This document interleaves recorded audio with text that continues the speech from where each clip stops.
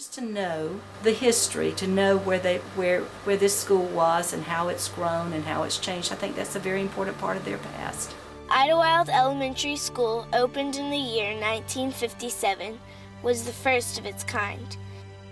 It was a school that brought people together, built a community, and shared its years shaping brilliant young minds. We reach every child. We feel like every child is important. Like, I am somebody, I am special. Idlewild has seen the time of segregation, integration, and school uniforms. To be a teacher is something that you have got to want.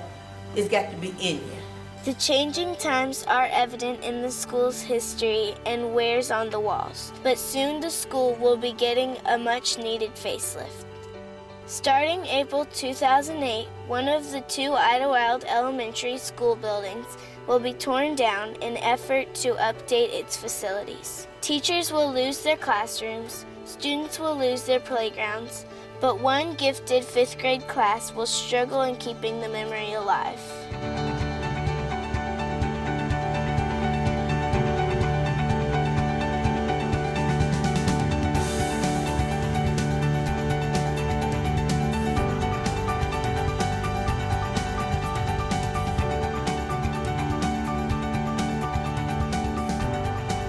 It is going to be different, but change is good.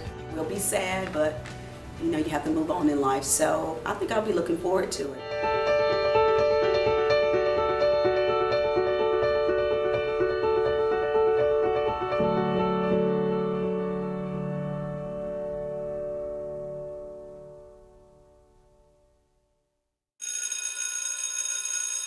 A regular day at Idlewild Elementary School starts at 9:15 a.m. For Miss Capel's gifted 5th grade class, it isn't just another day of language arts and mathematics. Today they will begin a research project on none other but their alma mater. They prepare by learning techniques of interviewing and gathering resources. What I'm teaching you is the talent that people need to be behind the camera. You need to hold it right. You need to know how to place your subject. You have to place your subject in the center of the screen. Center.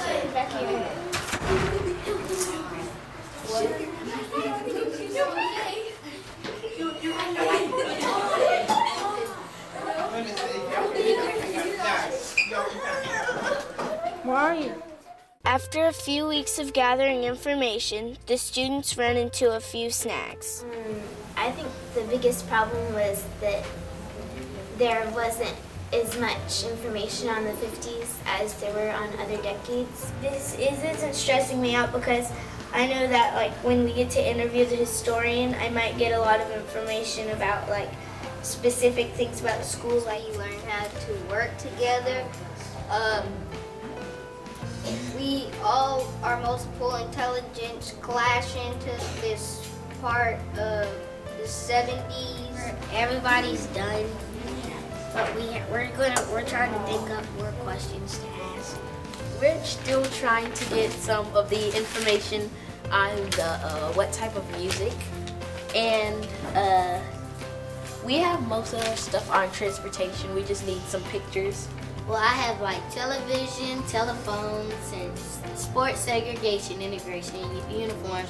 And I was listing the sports, different types of teams and sports that we have in Charlotte and sports that we have in the school. However, they rely on each other and get each other through the ups and downs. Just take one and pass them on. And if I don't have enough, then I'll send one to you in a little bit. When Dr. Tom Hanchett, a historian from the Levine Museum of the New South in Charlotte, comes to class, a lot of general questions about the area are answered. Sometimes you find history written down. Like Miss Jones, when she called around, somebody looked up and found out that this was made in built in the 1950s. But sometimes you can't find answers that way. Sometimes you get better answers if you ask somebody. Yes. So, do you know when the internet was first invented? When I was in the Air Force, I belonged to a communications group, and we did the initial work using the internet, and I know we used a lot of those little index cards with the pre-punched holes. Okay. So we used a lot of that in order to get our programming done. It was very long and tedious. So there were computers, and the computers started pretty much in World War II. And then they figured out how to hook the keyboards to them, and then they figured out the internet. A lot of those figuring outs were done for the military. And so the fact that Miss Capel was working with the internet before I ever heard of it is real interesting and a really cool piece of oral history. Dr. Tom Hanchett suggested the Carolina Room at the public library, where DeKayla discovered that the school first had air conditioning in 1977. Desegregation began the same year Idlewild was built in 1957. Looking in all of the Charlotte Observers from 1957 that have been preserved on microfiche, and they're trying to find any mention of Idlewild that they can find. They learned how to use the machines, how to load the film and use the machines. Okay, any luck yet? No luck yet, but I think they're learning that doing research used to be a lot harder than it is for them. And it takes a lot of patience. Yes. And they look like they're pretty patient. They've been working very hard. However, not a lot of information was gathered about Idlewild Elementary itself until one very special person visited. Mr. Merrill was the principal at the time Idlewild Elementary School was built. I was the first principal of the school. At 84, Mr. Merrill was full of great information about how the school used to be during its start in 1957. When it first opened, it was a segregated school. Later on, when the county made some different changes, we picked up the Lincoln Heights area children, and we became an integrated school at that time. He was principal for 15 years until 1972. Picking up where Mr. Merrill left off, Miss Cleo Gullick. I'm an old lady. You don't look that old. Thank you. That was very nice. Yes, we had a few buses, but we didn't have as many students, so of course the children who could walk in just naturally walked in. Yes, it was just one really main building, and all in the front where you have this new part of the building was just part of the lawn in the parking lot. It was integrated, but not as completely as it is now, because the neighborhood was not completely integrated. But it's hard for you to imagine a school without computers, but that's just the way it was. One time, this pair of mallard ducks decided that was going to be their home. In those days, you left the doors to the hall open sometimes, and they would just go waddling down the hall, and the mother and all the little ducks, and the children loved it. Had the greatest PTA ever in the history of the world. That was one of the strengths of this system. So I'm guessing it was active during the moment? Very active, and the parents were wonderful. The third principal for Idlewild Elementary was Mr. Charlie Yates, who passed away.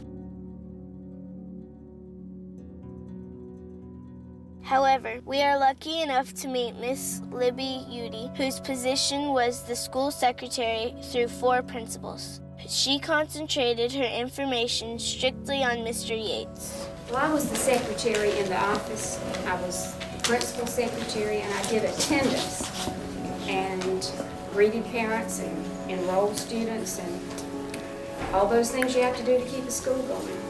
Well, the first principal was Miss Gullick, and I came with her. When Mr. Merrill left, he took his secretary, so there was an opening for a secretary, so I came with Miss Gullick from Highland. He was he was so organized, and he liked doing that kind of thing, and he wanted his teachers to have time to do the very most important thing, which was teach. He used to have something in the spring called Spring Fling, and it was out on the yard, and a lot of those students who lived over in the Lincoln Heights area of town didn't have transportation. Mr. Yates would go and bring a whole bunch of them back over here and let them have a good time. He was a very kind, compassionate man, loved children, and his staff. He was a great principal.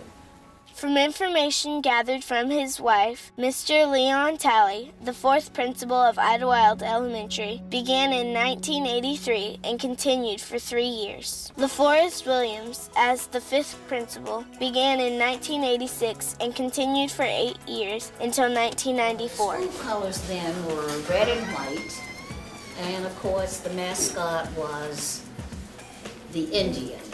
During the years when we were calling ourselves the Idlewild Indians, sometimes that can be very offensive to other ethnic groups. So I knew eventually it would change, but it had not changed before I left.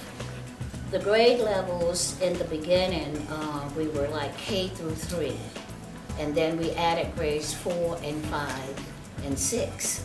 We had what we call the benchmark program, and schools had to make 100% of their benchmarks.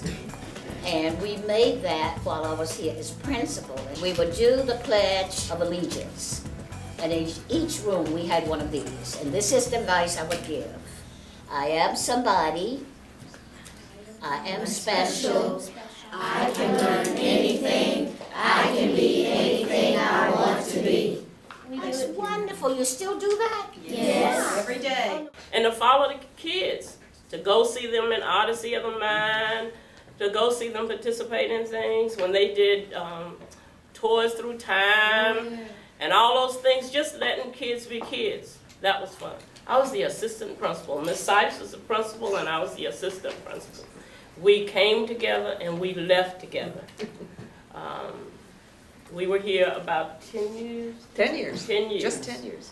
And we enjoyed every minute of it. So every year, for how many years? Started in 2000. And in 2000, we started giving the Mayo Price Friendship Award. And it's given to one person in the 5th grade. I think each 5th grade teacher nominates somebody from their room, and then the principal selects who it is that will receive the award, and you don't know it until it's time for your banquet. And then half of the day, the kids have a whole big catalog they look through, and they select electives they're going to go to. And so we all got the idea that if we're going to be a magnet school, let's be really unique and special. Nobody else did this in Charlotte. So we had electives. When we came to Idlewild, the superintendent of schools said to me, "Do you know Idlewild is a literacy school?" I said, "I know that." And what he meant was, it was one of 13 schools in Charlotte-Mecklenburg that had the lowest reading scores. So there was a lot of work to be done, and we worked long and we worked hard to try and push things up. And we didn't move fast enough to suit us. So after a lot of studying and looking around, we said, you know what? Let's change the way we're doing things. Instead of trying to inch us up, let's train teachers in how to teach students, gifted students. And we'll teach all of our kids like that. And about that same time that that idea came, they sent a teacher here from another school. They put her here, and she wasn't real happy to be put here at the time. And her name was Gloria Jones. When I started out as the talent development teacher, and I only worked here part-time the first year. Then we found out that the school was a proposed magnet, a gifted and talented, our talent development magnet and learning immersion. So we started training our teachers for that. About 2 years before this magnet, we began training the teachers so that when we started the magnet, they were prepared. Finally, our 7th and current principal is Jane Collins. When I taught every grade because I taught special education. I taught kindergartners all the way. One year I taught at Independence High School. So we even had 10th, 11th, and 12th graders. So I've taught every grade. But at Idlewild, I enjoy every grade level. So y'all trying to get me to pick favorites, aren't you? Every good school has more than just great principals. In 1981, Idlewild Elementary was blessed to gain Miss Toman. This room is like a home away from home. I have been in this room since 1992. I think that was about the year when I came here to 4th grade. And basically, this is like my home because I have made it my own. My personality is in this room, memories, some good, some bad, but this room is very special to me. Many of my students have come back. In fact, this past year, one of my students that I had in 4th grade is now in 2nd year in college, and she came back and she did some observations and she worked with me for about 3 days. And she said, as soon as she walked in the room, she said, "I remember this room I love this room. After 30 years of teaching and 13 in this particular classroom, Miss Toman was just weeks away from being moved out due to demolition. One close friend of Miss Toman could be a loving mother to any of Idlewild students and could warm your heart with just her laugh. My doodles are everything. We used to have a little courtyard out there in the middle where the fourth graders are now. There used to be a kindergarten hall. And it was a big old open space. And it was we could go out there and we had a bird feeder. It was just like a little living garden. You know, we would go out there and just open up the doors and just to smell just to smell the fresh air. It's gonna be out at the parking lot. That's where the new building is going. That used to be where the workroom is now. There used to be a classroom. It was bigger than that. It was a classroom, and we had 2 teachers and 2 assistants in there. We had a ball. You talking about some learning going on in there. Both Miss Cuthbertson and Miss Esposito mentioned a special woman in their lives who was their mentor in the beginning of their teaching career. And then I came over and I started working with a lovely lady named Mildred Blackwell. She was an awesome teacher. Yes. I love working with Mildred Blackwell. We were first grade for 10 years and we were like a team. We thought alike, we did things, we were like a team player, team group. And she retired, and then, like I said, I stayed with her for 10 years in first grade. She was awesome. I was hired March the 17th on St. Patrick's Day in 1973. I taught only the first grade for 25 and a half years. It was a wonderful experience working at Idlewild, and I still love Idlewild. And I hate they're gonna tear it down. But maybe you'll get a new Martin school. My first assistant was Miss Linda Sadler, Isabel Sharp, Miss Cuthbertson, and then Miss Esposito. I can remember one specific year that our principal approached us, and we had kids, a whole class of kids, that she felt like she wanted to see if they could all move at the same, they were all on the same level. She wanted to see if they all could move up. We got them all on grade level. At the end of the year, it was hard work, but they all soared, and she called us the buzzing bees. Being Idlewild secretary is important work. Duties include making 50+ teachers' copies and laminations, answering phones, and greeting parents and students as they arrive in the morning. In April, I will be here 24 years. When I first moved to Charlotte in 1981, my son started kindergarten at Idlewild. Then I was only a parent. So I got involved with the school through the PTA, through the room parent in the school, and I volunteered in the office. Then when he got 3rd grade, there was a position open for an interim in April, and I finished out the school year as an assistant. I loved it so much that I put in an application in full-time the following year. So I started in 1984. Teachers can wear many hats, but they cannot do it all. Parents are partners in a child's education. Being involved as a PTA member or even reading to their child before bed can go a long way. My daughter Beth was here, started in 1977. She was, I believe, in the 2nd kindergarten class at Idlewild. And then Rick came 4 years later, which would have been 81. Principal was Cleo Gullick. She was just a really neat lady, just kind of like everybody's grandma. The building at that time did not include this part of the building. But the old part, which you probably know what the old part was here, and none of the trailers were here.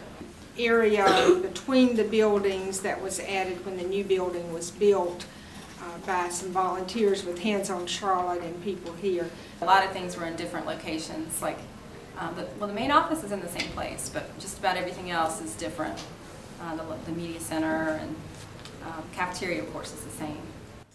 I came to Idlewild in 1957. I had been going to Bain Elementary, and then Idlewild was built. Actually, Idlewild and McClintock were built at the same time.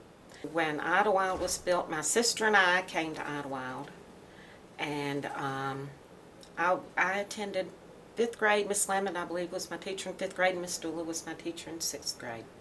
And in 1994, I came back to Idlewild.